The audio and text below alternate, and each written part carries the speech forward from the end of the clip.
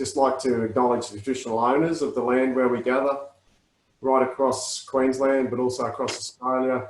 And CORF pays respect to elders past, present and emerging, and acknowledges the important roles of Aboriginal and Torres Strait Islander peoples within the outdoor recreation community. And we also acknowledge the support provided to CORF and the outdoor sector by the Queensland Government.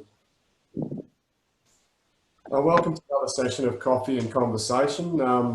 My name's Dom Courtney. I'm the Executive Officer of CORF, the Queensland Outdoor Recreation Federation. Mark Squires, CORF's Partnerships Manager, here flying as wingman again. Thanks, Mark. And I think Hubertine's on the line, our Office Manager. I'd like to welcome all members of CORF and Outdoors Queensland Board members and life members of our organisation, if any of them are with us. And all other members of CORF and others, including reps from interstate organisations. Before we move on to the agenda, I'd just like to invite Ben Kay to speak to us. So we've got some sad news to start the session today. So I'll just hand over to Ben if you'd like to have a quick speak to the group, Ben, and lead away, mate. And yeah, thank you very much for joining us today, Ben. I'm just going through a bag service patch at the moment. Oh, okay, mate. All good to hear now. Yeah, you're right. Yep. I have sent you the news article too, or a photo of it. So it is. So I know Rhonda really enjoyed these chats, but it's really sad to announce that Rhonda's passed away in a very horrible car accident. It wasn't their fault, which is good, but it still doesn't help that she's passed away. But she really loved these conversations. Thanks, Ben. Yeah, mate, look, obviously from CORF and the outdoor community more broadly, like our condolences are with you and your family. I'd just like to say, Rhonda, was a real advocate for outdoor activities, and she did so much for the outdoors on behalf of Wide Bay Laser Skirmish, but also reminding us that outdoor activities are about so much more than the traditional activities like paddling and walking and those other traditional activities. It really is an important thing for us all to consider that the outdoors needs to be greater and larger than just the activities that we have right now. And I think Rhonda was a great example of that, mate. And obviously our thoughts are with you and your family, and we can only imagine what you've been going through.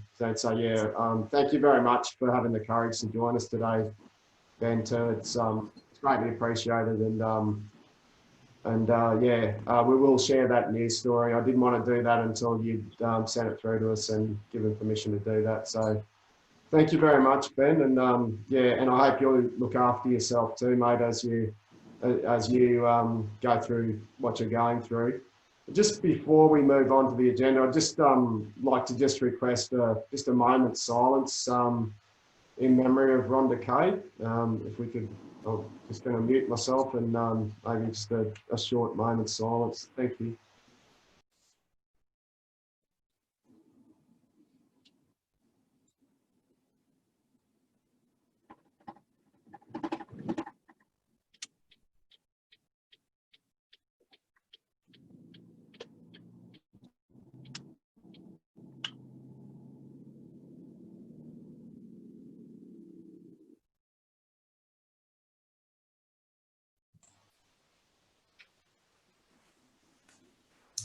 Yeah, thanks very much, everyone.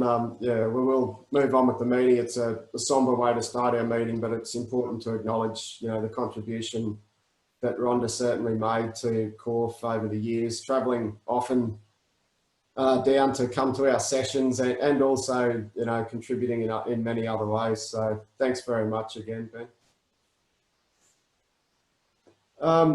We do have a series of the same sort of topics as most weeks. And as I say every week, if there's anything else that anyone wants to speak about, please let me know. We've got a heap of information on our website, but yeah, we'll dive straight in. If anyone else has any other topics, please sing out. There's plenty of things going on in the outdoors, particularly in response to a recovery from COVID. So, just sing out. If there's anything else anyone wants to speak about, please just say so.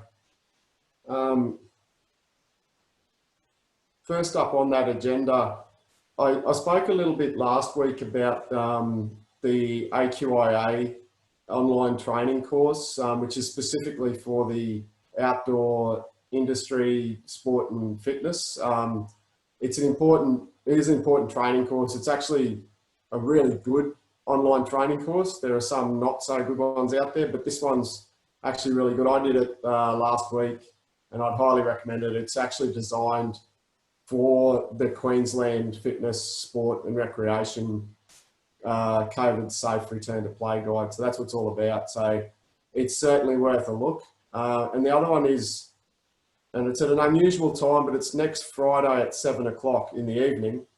So AQIA has a webinar about donations and grants for, again, sport and recreation and fitness. So that's next week. So there's information on AQIA's website on both of those.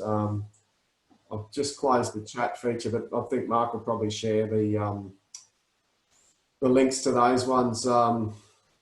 Yeah, so so there's a bit of information there on those ones. But yeah, it's worth having a look at their website and getting some more information.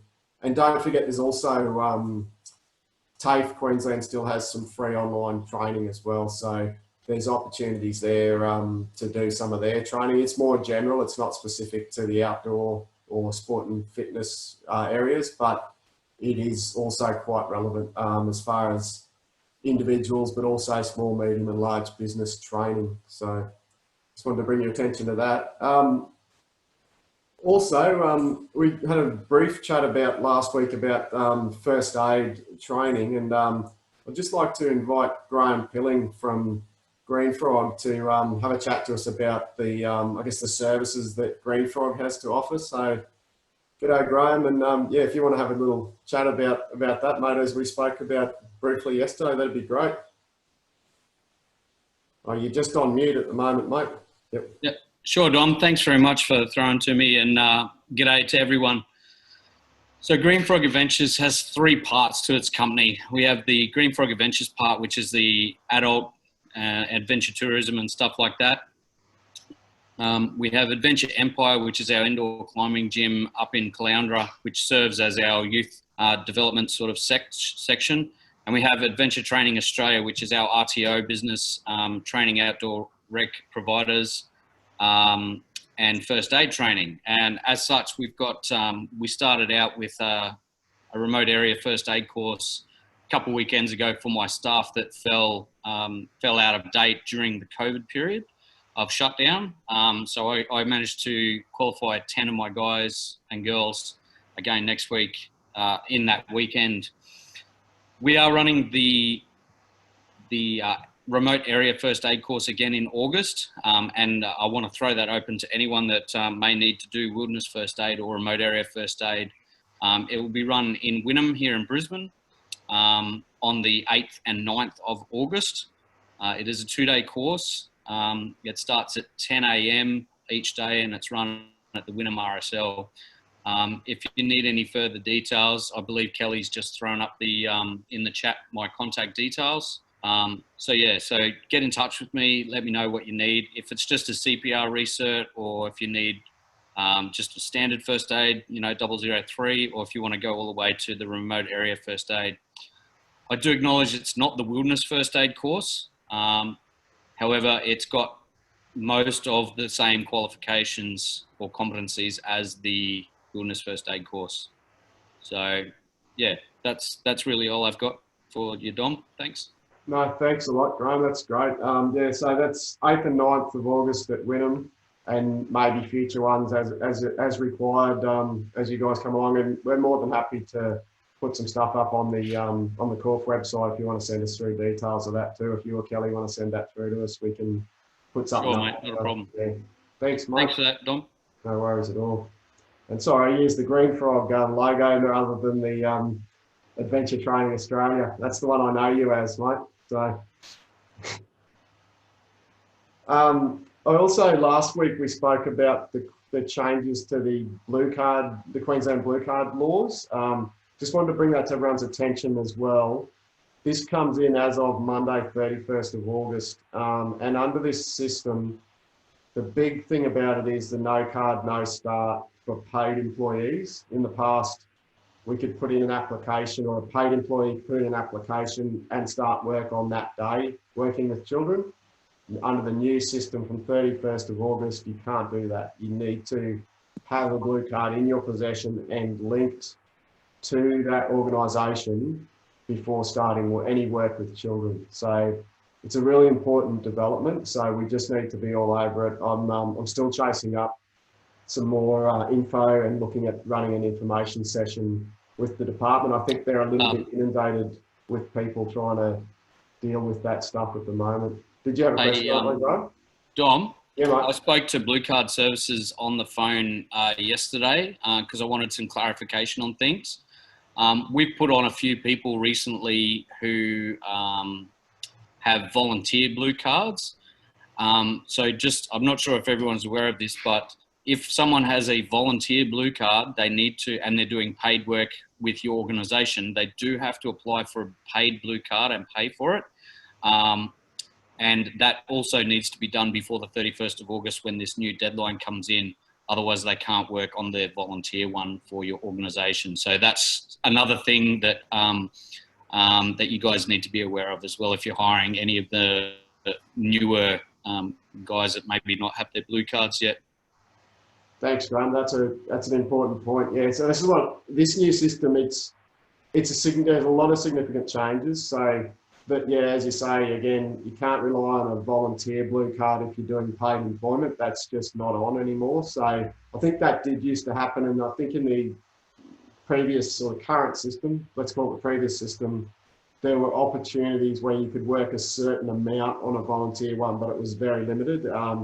It's not even an option anymore. So just want to flag these changes. We will still try to line up a session, get someone along to speak about it from the blue card people. It's just a matter of finding someone and who's available to do that. The last couple of weeks I've spoken about these small business adaptation grants the Queensland government's made available. It's closed for Southeast Queensland. It opened on the 1st of July. The Southeast Queensland businesses section is closed, but it's still open for regional Queensland businesses. Their website was updated yesterday and it said it's still open. So that's in total up to $50 million allocated to regional Queensland businesses. So, and between $2,000 and $10,000 per business per grant. So just check eligibility on that one. That's an important piece for that one. And yeah, there's some good, it's good opportunities, I suppose, to get in there and get some funding from the government. Just checking in the chat. Kelly said she'll send through some information later today, and Mark's just put an update on the link to the story on the Corf website on the blue cards. And greetings and salutation to you too, Pete. I'll come to you shortly, mate. I also wanted to plug again the restart funding from the government. This is specifically for sport and recreation organisations. So what they call the Active Restart Infrastructure Recovery Fund. So that's about basically for clubs and other organisations for funding to basically support the return to play that the government's very keen to support. So get in and have a look at that. It's worth the time to spend on doing an application to get a chop at that funding. The Fair Play vouchers are still open as well, so have a look at that one as well. The other one, the first one, the Active Clubs Kickstart's closed. And the other one, the bottom one there, which is relevant to the state level organisations, and Corf's one of those. The government actually paid us in advance, so that rather than us waiting, so just to help with cash flow, they've paid us in advance, which is lovely of them. But yeah, the other ones are about things you need to apply for to get funding. So it'll help Corf's cash flow. So that's one less thing for us to worry about. But I'd really still like to encourage everyone to get in and apply for funding in those schemes, and make sure you guys can do the things that you do so well. Might get some government support while it's available. Inside the outhouse, Pete Smith's online. I think David is too. But yeah, Pete, if you wanted to, either of you want to have a quick chat about Inside the Outhouse session on Monday, please charge away. Yeah, sure, Dom. Morning all. My name's Pete, and David, and let's not forget Cherie and Ellen host this great forum on Monday afternoons at the quirky time, as Dom always says, of 4:17. In this forum, we basically support everyone who works in the outdoor sector by providing information, providing some learning, having some guest speakers, and generally just assisting people with their own mental health during this time that we're currently going through. So if you're not doing anything at 4:17, come and join us inside the outhouse. We'd love to have you. And I'm sure David, in his good way, will put the links to our particular forum up in the chat pages. Thanks very much. And next week's topic is quite an interesting one. We're actually just having an open forum where people get to chat about their own mental health. I know lots of people in the sector have experienced job loss, or at least some loss of work. So we're just checking in with folks and seeing how everyone's going. So if you want to join us, we'd love to have you. Thank you. Thanks, Pete. That's a great topic too. Obviously, the mental health of people right across the outdoor sector. I think a lot of the time we're good at being concerned about the mental well-being of our clients, customers, our people who are participating in the outdoor activities, and it's good to take that session to pause and actually talk to each other about how we're going. So thanks very much, Pete. It's a good opportunity, and yeah, thank you, mate. And I'll look forward to joining you there. I did like Laurie's comment. She's busy at 4:16, but she's okay for 4:17. So your time works perfectly, Pete. It's not quirky at all. What am I on about? I just wanted to do a little quick reminder again about the research project that Dot Foley and James Neal from University of Canberra are doing, and it's on the future of the outdoor industry. And that one, again, I think I said a few weeks ago, it's about outdoor education. It's about the broader outdoor industry. So please jump in and do that survey. There's links on our website, but there's a web link there on the screen. It's an important survey. It's a really good piece of research that Dot's looking at doing there. So we're looking at how what the outdoor industry really looks like across the country in the future. So I think there's value in that, and it's for everyone involved in the outdoors. So it's certainly worth having a look at. They really want as many responses as possible right across the country. So I can't encourage you too much on that one. Charging right along, again highlighted in yellow. Can't get any brighter, otherwise I'll burn your retina out. The Outdoors Queensland Awards are open for nomination now, 8 different categories. Nominations close in under a month. So 21st of August, they're scheduled to close. So I'd really encourage everyone who's particularly in Queensland, Laurie, you don't really need to nominate, but you can nominate someone in Queensland who's done awesome things. Will do, Dom. Thank you. Yeah, to have a look at the website. The nominations do not need to be War and Peace. In fact, I'm not a judge, but I've noticed sometimes the wordier submissions are not as successful as some of the more succinct ones with our judges.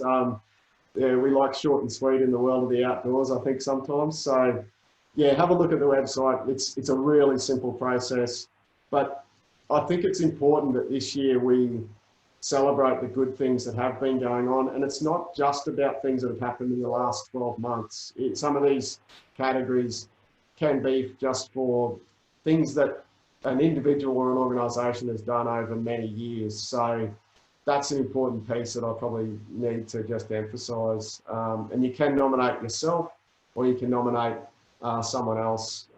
We're actually looking at running a celebration of the awards rather than a formal sit-down dinner like we've done every other year for the last however many years. We're probably going to tweak that up a bit and have basically a presentation session, and we're looking at doing an online version so people can do it from the comfort of their backyard or their local park or maybe even their lounge room and participate in the presentation of the awards. And we'll work on the details of how what that's going to look like and how we're going to do it. But it's not about, you know, everyone gathering together this year and having a sit-down meal and hearing a speaker, but we are working on what that's going to look like. So just pause there so you can all think about someone in the outdoors who maybe, or an organisation that you should nominate, and you can scribble that down on your notepad and then we can move on because we really need to get those nominations in. And I think there's a whole lot of, you know, difficulties facing our whole sector, but we still need to look at the really good things that are going on out there too and have been going on for so long. So I just wanted to spend a little bit of time on the awards. So thank you. And there's info on our website for that one too. Over to the world's favourite topic, the industry COVID safe plans. Queensland's actually quite fortunate to have our outdoor plans approved by our Chief Health Officer.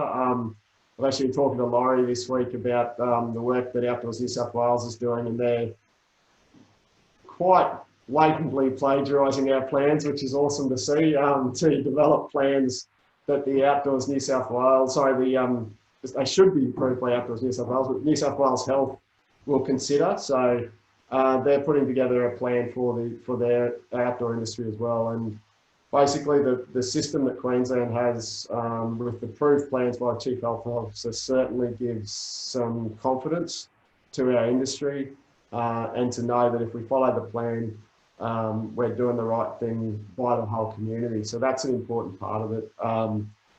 It's still got that email for the about these plans. If you have official queries, you can email that SR_COVID-19 email address.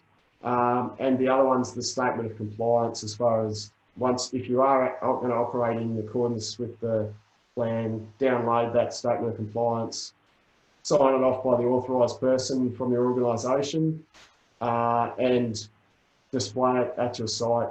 And as I've said before, you can also display it on your website, that sort of thing. So yeah, we'll just keep on moving along.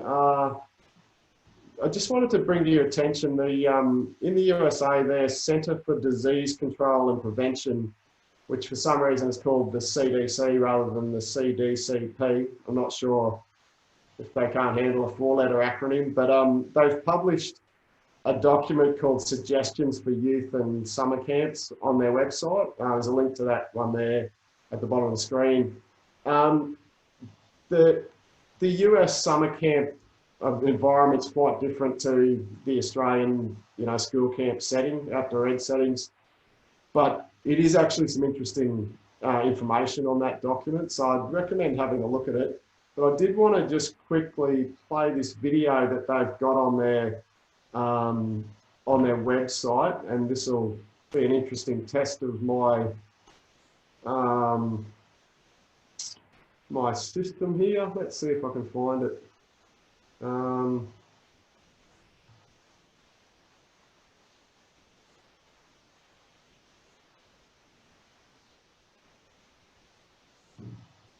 Just bear with me, sorry. Here we go.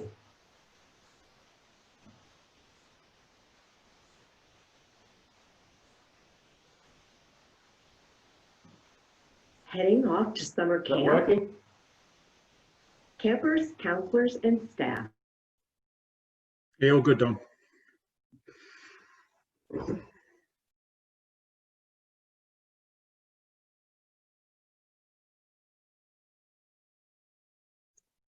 Actually, Don, there's no audio anymore. It's cut out for some reason.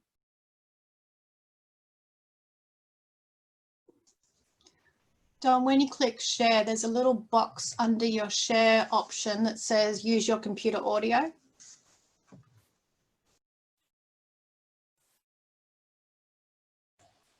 All right, I'll stop that and I'll try again. What's the power tip, Laurie? So when you click share screen, it comes up saying which screen do you want to use. There's a little box saying use computer audio. Share computer sound, Roger. Yep. Okay, let's try again. Sorry about that. It's a lovely accent, by the way. For camp, campers, counselors, and staff, you can become a clean camp champ by following these tips to stay healthy during COVID-19. Start off by being a peer protector. Stay home when you're sick or have been around others who are sick. Then become a germinator terminator by washing your hands with soap and water for 20 seconds. After using the bathroom, after coughing or sneezing, after touching supplies or objects that other people have used, like games, sports equipment, glue, scissors, and other craft supplies, after touching animals or garbage, and before eating. You can also use hand sanitizer with at least 60% alcohol if you can't wash your hands. Next, become a social distancing star by keeping at least 6 feet of space between yourself and others when possible. You might see signs on the wall, tape on the floor, or other items that let you know when and how to keep space between people. Camp counselors can become face-masked marvels by leading the crew and encouraging campers and adults to wear a cloth face covering when it's hard to keep at least 6 feet of space between people. Become a clean camp champ and help make your community a safer, healthier place. For more information on other actions you can take, go to cdc.gov/COVID-19.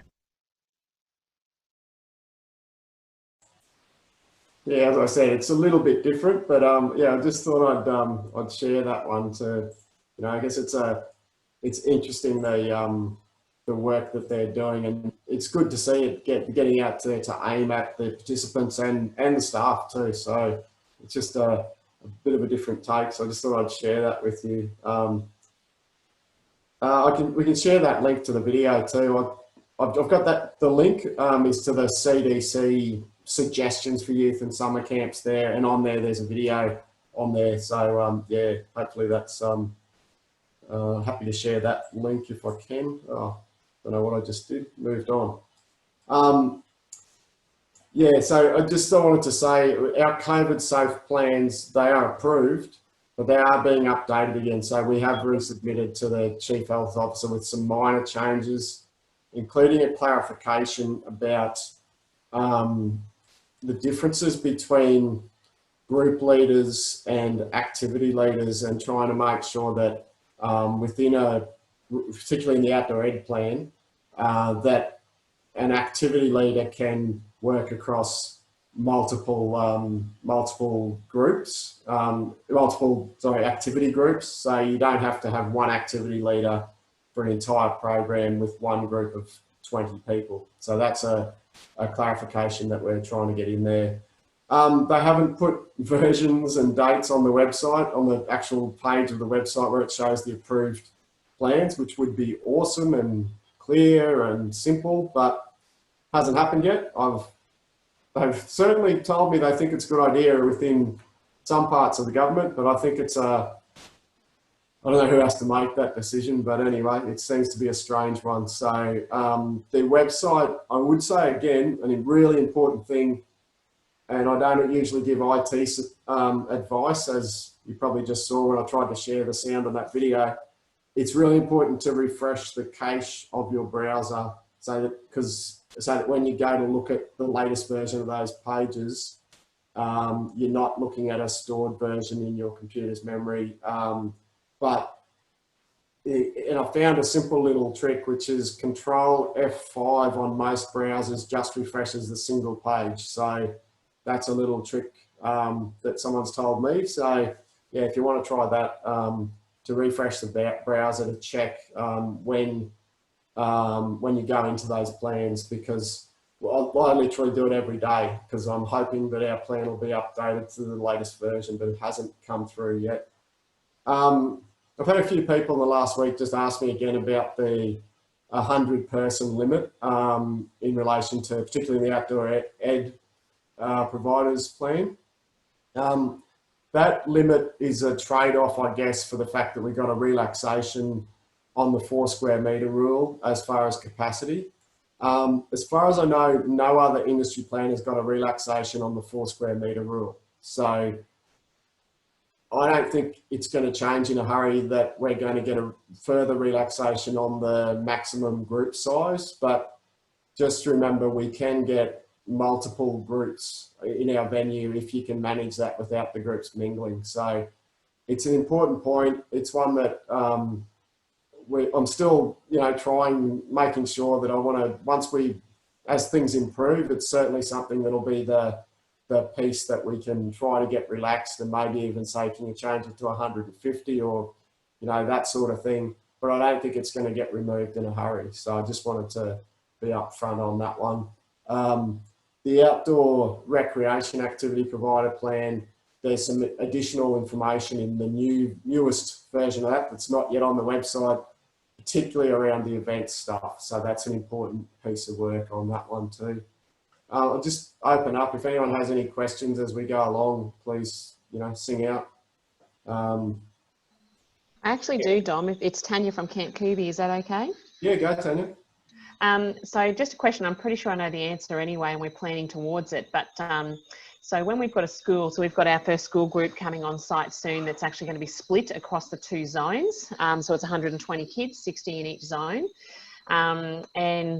What's happening is our staff will also be split so that they won't cross over the 2 zones, so not just the teaching staff but the camp staff. But at night time, they usually would go back to the same place, which is a house. And I thought, gosh, I'm not sure if we should be doing that or not, and it's not clear in any of the I guess, documents. My thought is they probably do need to sleep somewhere different at night time, but I thought I would just check that. So that's the camp staff who are delivering the activity. So our staff, they're working across that as one lot of 4 working in one zone, one lot of 4 working in the other zone. At night time, can they still come back to the same house? I think it's a risk management thing as much as it probably doesn't actually say either way in the plan. And this could be, it gets at different levels of this one, Tanya. Like if you had 2 instructors who live together, can you tell them, oh, you're not allowed to live together because you're assigned to group A and you're assigned to group B? It's a bit of how far does this go? I guess the big thing is you also don't want to potentially spread the virus from one group to another. So the thing, I think, if they're still on site and they're in accommodation provided by you and it is practical for them to be in different accommodation, then I would probably say, yeah, that's probably a better option as far as avoiding any interaction while on the program. But at the other side of that, I think it's about what's reasonable for each organisation to do. Really, the plan is about while people are engaged and on program, and so I guess you could argue that they're out of hours, it doesn't apply, but it's again about the procedures that are reasonable for you to take in relation to that. And I think that's my take on that question. It's the first time someone's asked me that one, but yeah, that would be my take on that. As far as, I probably haven't answered it directly. It's probably just what is a reasonable response. Happy if someone else has a different opinion on it or has another viewpoint. Happy to open it up.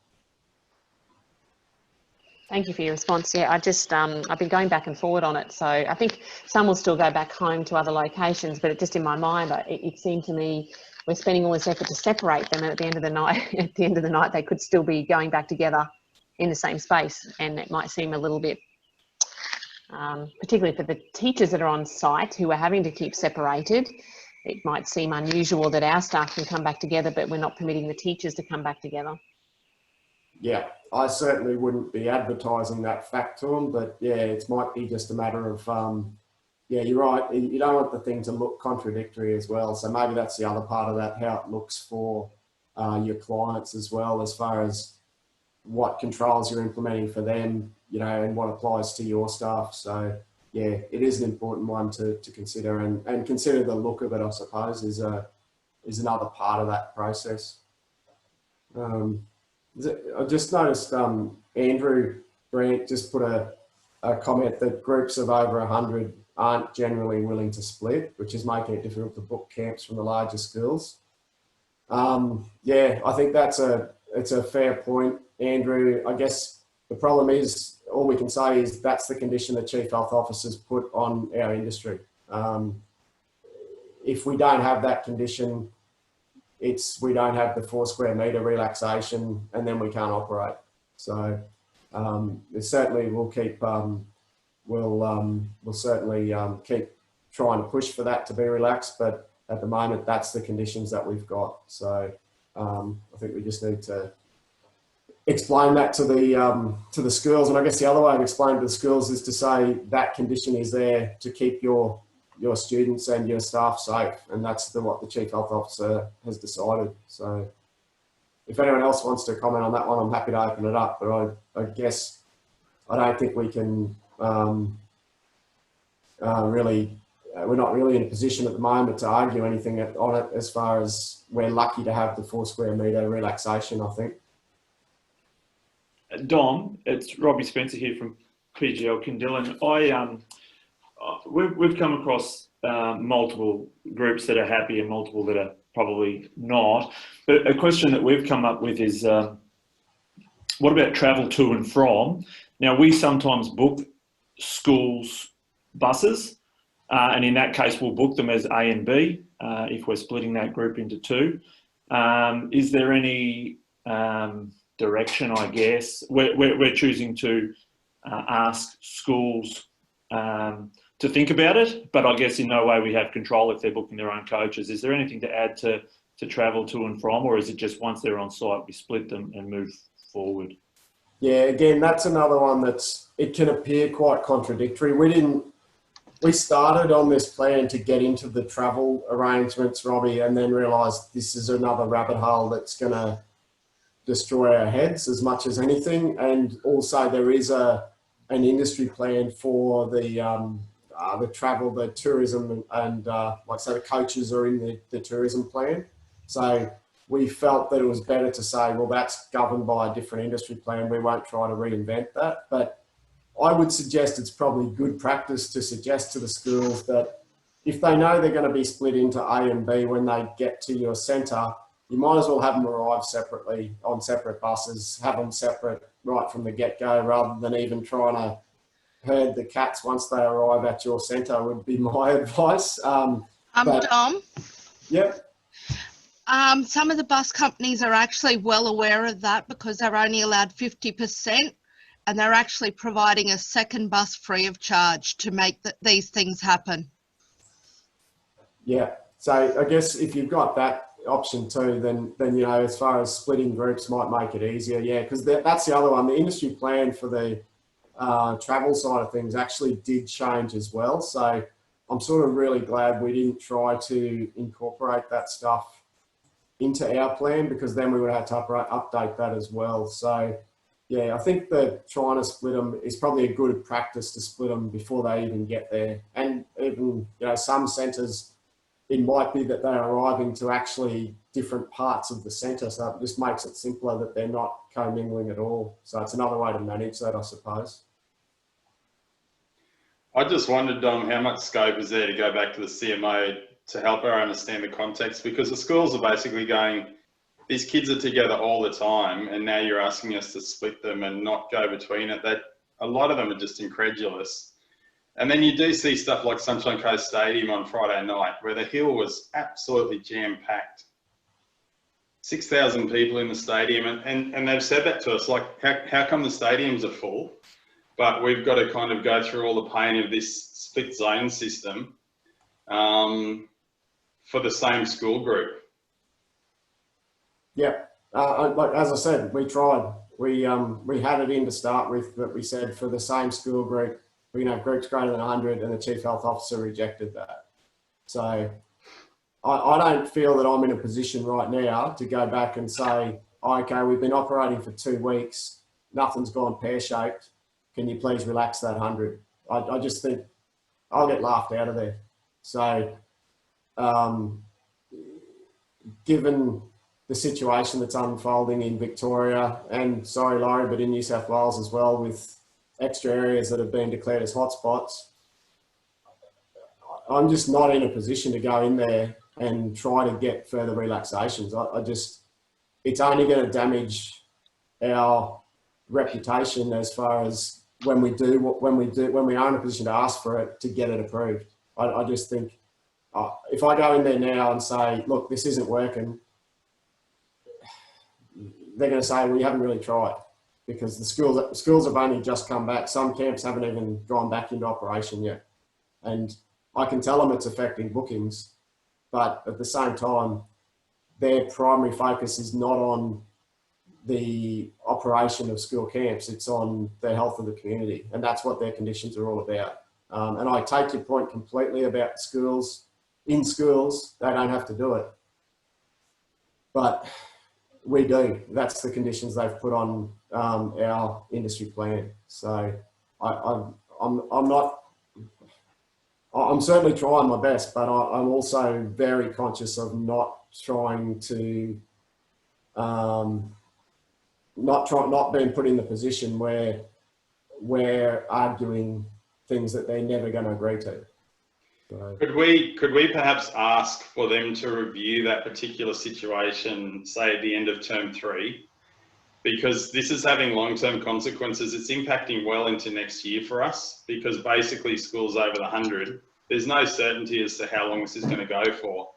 And it'll be an easier thing to sort of say, look, make the booking because this will be reviewed in October. Then at the moment, we've just got nothing. We can't say anything really. We don't know how long it will go for. Would that be a good compromise? we can try. The problem is, all they're going to say is, we'll review it whenever, but it's going to depend on the conditions at the time. So they're not going to give any certainty that that relaxation is going to be lifted, or sorry, that restriction is going to be lifted or further tightened, because they don't know. Like, yeah, but at least it allows us to say there's probably going to be a review. That makes a big difference for us. Yeah, the problem is, basically you can say it's getting reviewed all the time, but it's not, I don't know what direction any of this stuff's going to go.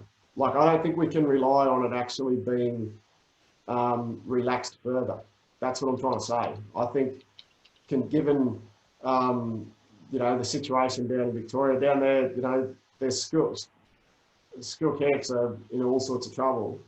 And I think, I can try, but as I say, the problem with saying, can you review this in term 3 or 4 or whatever, at the end of term 3,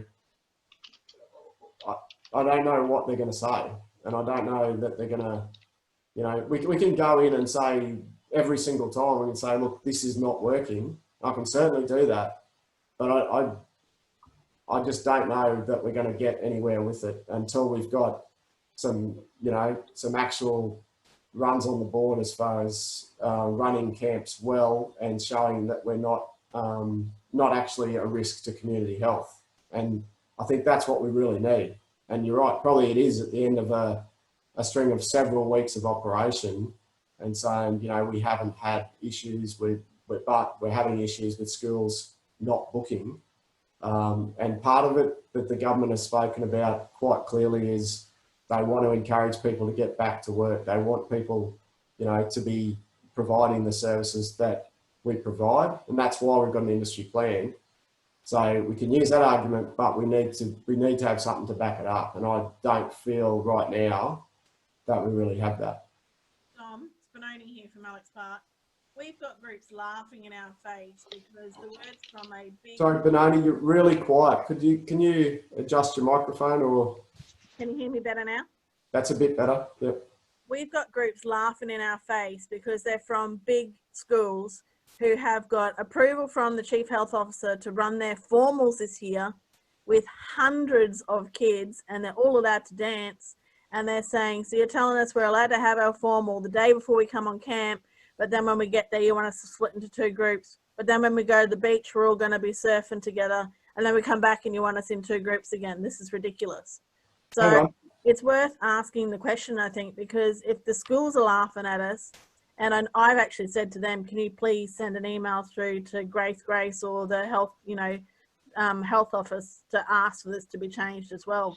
So it's not just us asking, it's the schools saying this is ridiculous, can it be changed? So I think we need to ask. If you don't ask, you don't get. But Donnie, there's a few things there. So I'll tell you right now, there's things going on where, and someone mentioned it in the chat before, I think it was Danny, the top two highest risk areas that Queensland Health are worried about are buffets and dancing, right? And self-serve buffets is the key thing there. The dancing one, this came up in the events session that I attended that yesterday too. The thing with dancing, this does not make sense. And this is partly because the education department is not governed by an industry plan. They're just doing their own guidelines, which I believe are not even approved by the Chief Health Officer. I might be wrong on that. But the Department of Education is doing their own thing. So there's a bizarre world where if a school has their school formal on site, they're allowed to have dancing. If they have their formal at a venue that has an industry plan, that venue's industry plan says they can't have dancing. Yeah, it doesn't make sense. No, and exactly. This is the same problem that we've got, that the schools don't have to do, they can have 3,000 kids on the same paddock, all intermingling. But if they come to our venues, then they've got to follow the industry plan. That's the rules. That's what it is. And these plans are actually legal documents too. So I understand why the schools think it's ridiculous, and it's partly ridiculous because it is. Because the government is allowing different rules for the inside the school system to anywhere outside the schools. And we are outside the schools, no matter how you twist it. I would just say about what you said before about they've got to be in their separate groups. Then if they go to the beach, they can all go surfing together. I wouldn't say that. No, we're not. They are. That's what the schools are saying. They say, okay, well, we're on your site. We'll abide by your splitting rules. But when we go to the beach or when we go to the zoo or whatever, we'll all be back together again, mingling as one group. So that's why they're saying it seems like a ridiculous request. They shouldn't be, if they're on your site at your program and then they go off site for an excursion, they should be staying in the same groups, or it's defeating the whole purpose. Well, it's not our program. We don't program our groups. So we're just providing accommodation and food. They're doing their own program. All right. That one, again, like I say, that just defeats the purpose of the whole thing. And yeah. I'd have serious concerns about that. So I don't know what the answer is. As I say, I can ask again. I feel like we're gonna end up perhaps jeopardising the chance to get it relaxed earlier than we would otherwise, and that's a really bad risk, I think, personally.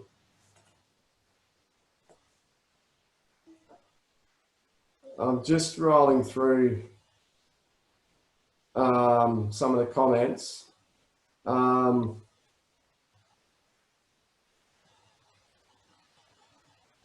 Gil's just made a point about the bus companies can have more passengers as long as they have seats behind the driver kept free. So maybe there's been a further update on the tourism industry plan, and Mark's just shared the link to that one.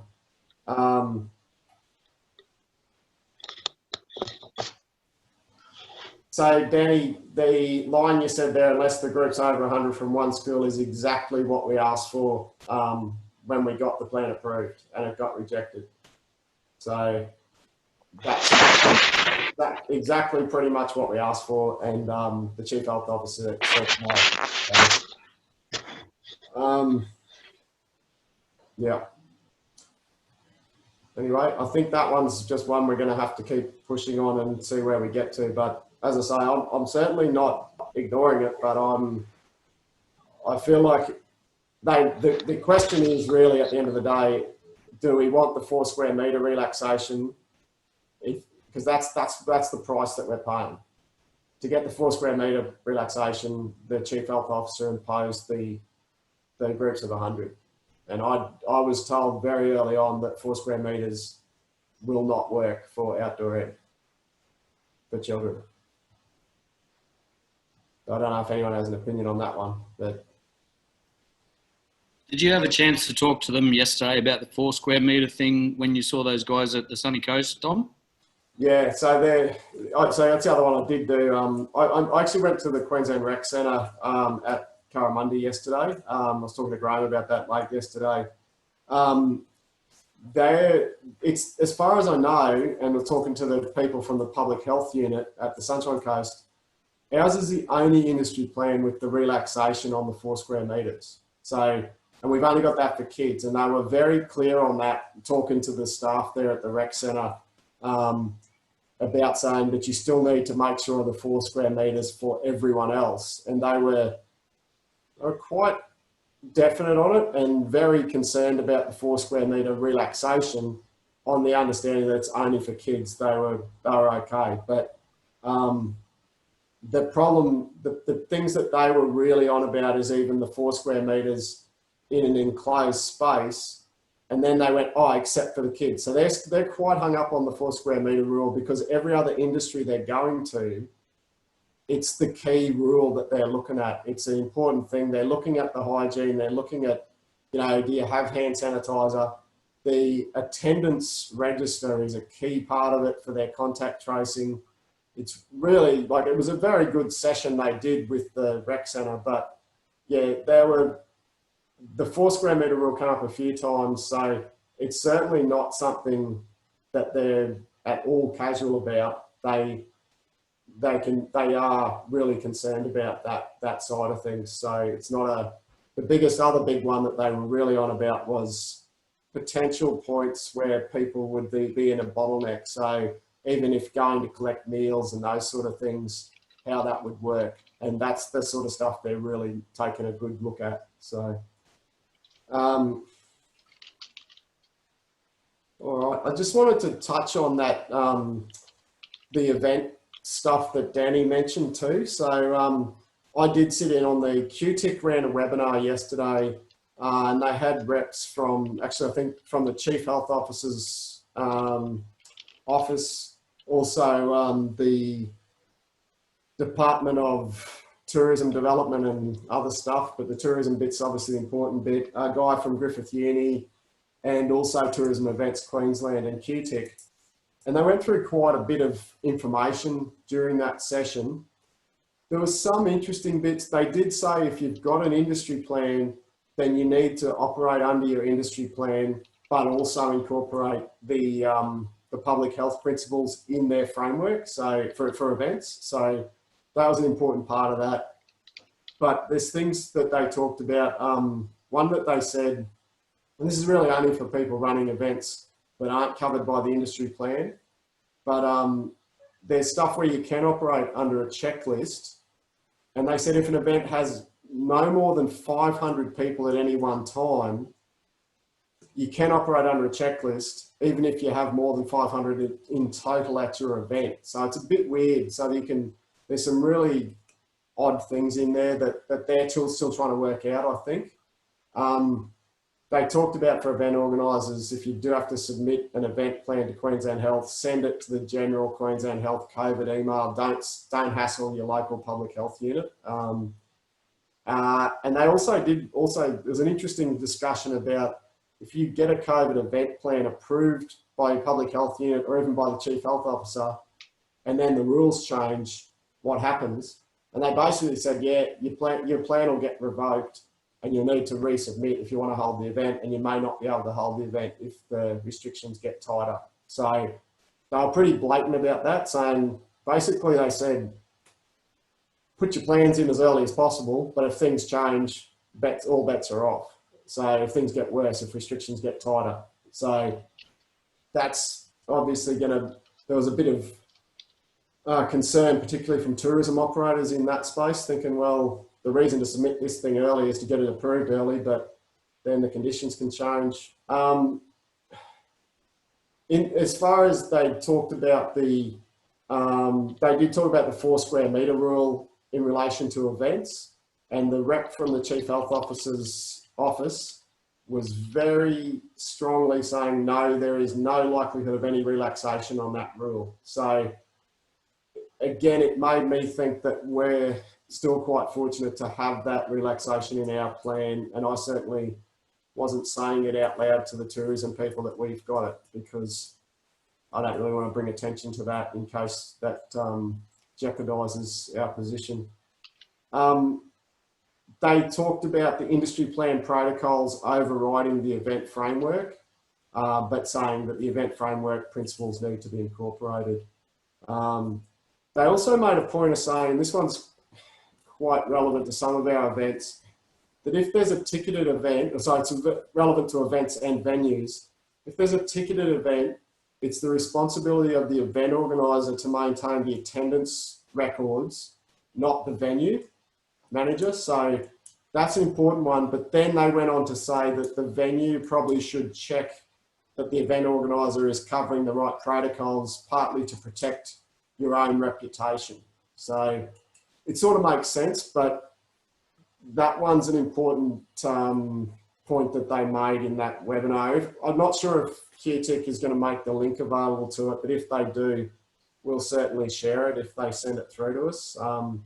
So I'm also trying to organise a session for outdoor event organisers to better understand some of this and how the plan directly interacts with the outdoor recreation activity providers plan, because this is a big thing. If there is an event, if there's an approved industry plan, then you do need to follow it, even if your event also lines up with their COVID safe event framework or COVID safe events industry framework.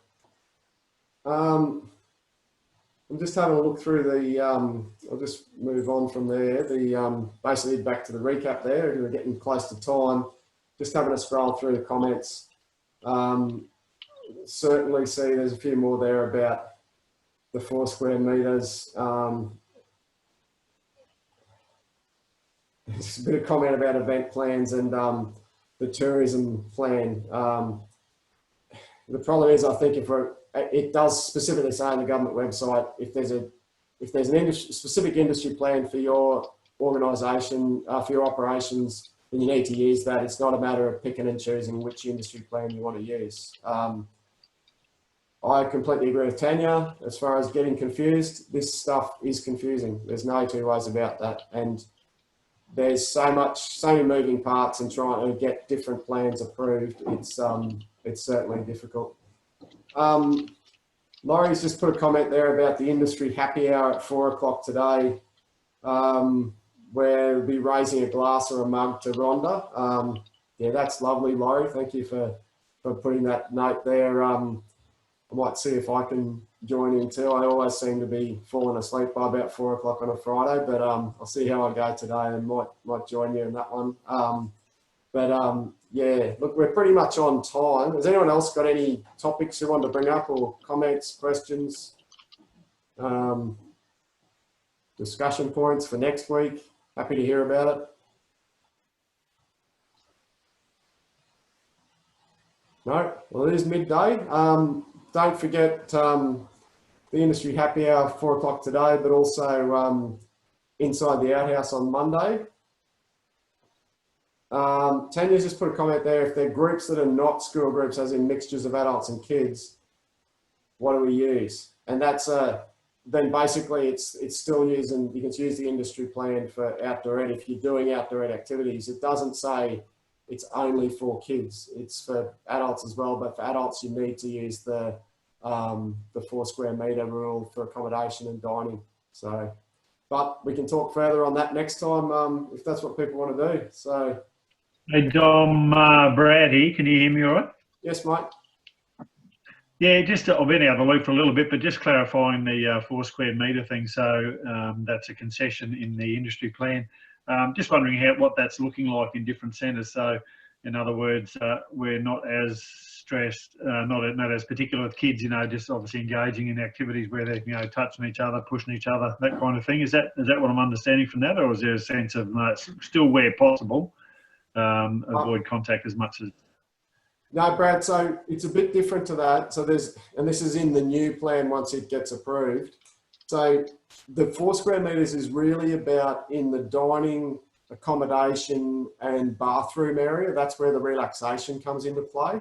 On the, when you're engaged in the activities themselves, there's actually another tweak that was made by the government, which was about, they talked about defining the field of play. And on the field of play, however that applies to sport and recreation for the particular activity, then there can be full contact between participants. So there's nothing at all wrong with that as far as if you wanted to and your participants are happy to do it, you could do a trust fall exercise where one person's caught by the others. No problem at all because they're engaged in the activity. So that's fine. But it's the 4 square metre relaxation is more about the dining areas particularly and the accommodation areas and the bathrooms. So that's where that comes into play, mate. Yeah, that makes sense. Thanks for that. No, that's all right. No worries. All right. Unless anyone else has any questions, I just noticed Andrew just popped in there, observe the 4 square metre rule if group is predominantly adult. Yeah, I think that's all you can do because if you've got a few 17-year-olds mixed in, you can't really say, right, oh, you guys are right, you can all be in one room and the others all have to have 4 square metres. Again, it's trying to get some sense as much as that is possible. Yeah, that's about it. Any other comments, queries, or even topics to add to the agenda for next time? You can just send me an email anytime too, or give us a yell. But yeah, otherwise we might finish up there for today. So thank you very much, everyone, for joining us. Thanks, Tom.